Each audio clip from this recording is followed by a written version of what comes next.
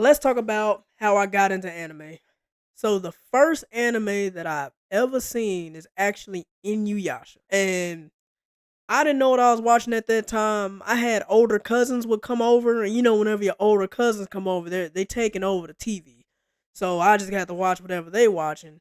And so at first we watching Cartoon Network. I'm like, all right, everything's cool. Like I said, this has been dang near 20 years ago, so I don't even remember what we were watching back then. If you want to know what was coming on Cartoon Network around that time, you probably gotta look up 2005, 2004, or 2004 to 2006, whatever TV show was on Cartoon Network right before Adult Swim came on. That'll tell you probably what we were watching at that time. And from what I remember, like I fell asleep and then I woke up to a cartoon and it's like 1, 2 in the morning and my cousins are still up watching it and I'm like, bro, what's going on? What is this? And first thing I heard Inuyasha say is, "Damn it!" And I was like, "Oh God, man, this ain't this ain't Codename Kids Next Door. This ain't like American Dragon. Like this is something different." So I'm watching it with my cousin. They're like, "Hey, just shut up and watch. Just shut up and watch. Just be quiet, be quiet." So I'm watching and it's something totally different than what I'm used to. Like you say, it's a different art style. It's a different vibe. It's like darker. For kid shows, if you ever pay attention, a lot of kid shows are like really bright and colorful and I don't know, like especially kids like high pitch. I don't want to say high pitched. They're not gonna have like deeper voices or like the music is more happy. The tone is happy. All that's happy. But this show, like you could tell, like the music in the background is more tense. It's more darker. Everything's darker. The world's darker. The color palette, just everything. So this is something brand new. So I'm just like, man, this is crazy. You got like this guy. He looks like he's part cat, part dog, whatever the heck. But of course, Inuyasha was part dog. Whatever. His dad was a demon dog. Blah blah blah. And he's carrying around this big old sword, which turns out that's his dad's tooth. And this is crazy. My bad, my phone that started ringing. So what was I at? Oh, his dad was a tooth. So he's carrying around this big old sword, and you come to find out that's like his dad's tooth, and he has a brother that hates him really bad and wants the sword, and they always scrapping. Honestly, his big brother was whooping his ass like dang near the entire series. I forgot how some. I mean, there was a lot of stuff going on in that show, but it was just like so many different characters, so many different things to like look at. Because you had what was his name, the Moroku, the monk. He had the Hoover vacuum for a hand, and he was based anytime Naraku showed up, Buddy was useless. He was legit so useless to me. Moroku useless. Like soon as he brought out them Naraku brought out them bees, Moroku might as well go sit down somewhere. What was the other girl? Shippo. I guess he was a great. He felt like a mascot. I mean, now he did have some relevance. I know he did stuff. All right, but he was the baby basically. He's like the little kid of the thing, so he wasn't all super strong yet. And I'm trying to think. What's her name? Her name. She has a little cat, Kilala. Sango, freak. So Sango was cool. That I like her whole story. How they were all like demon hunters or whatever, but they were just regular. I mean, I guess as regular as you can get for an anime since she's flying on a giant flaming cat. But yeah, I digress. And one more, what was her name? She used to piss me off so bad. Kikyo.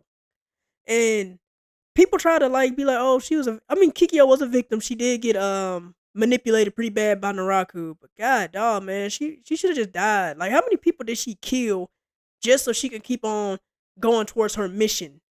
Like her mission of doing whatever she was doing. She was taking people's souls left, right, and center, bro. But she should have just really just went down to rest and called it a day, really. But back on that, yeah. So Inuyasha was the first anime that I counted as my first anime. Which, when I really think back, I used to watch Beyblade, Bakugan, Yu-Gi-Oh, Pokemon, and so many others that are actually anime, but I didn't know that they were anime. I just thought they was like American cartoons.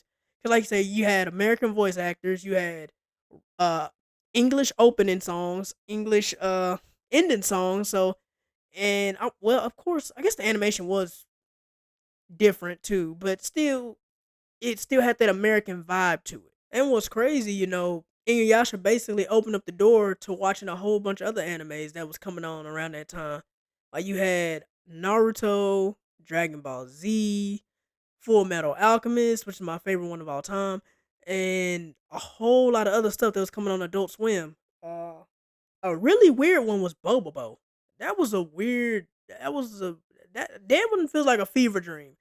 Some I don't know, bro. The whole nose hairs coming out doing crazy stuff, and people living inside his afro, and like you say, it was interesting to say the least. But yeah, like you say, Inuyasha did spark all that, and I really want to go back and watch it, rewatch it, and see if was it a really good anime or was it just nostalgia. Because I did watch the anime about his daughter, him and Kagome's daughter, and Sesshomaru and Rin's daughters. Which let me get on that. First off, Sesshomaru should not have got with freaking Rin. He had basically raised that girl. That was weird to me. Very real. He could have. He should have got with. I think her name is Kagura. That the piece of Naraku. That made sense. I know technically to kill Naraku, I think you have to kill all this stuff, but him and her, they just made sense. That would have been a really great love story to go. A really great plot device they could have went towards.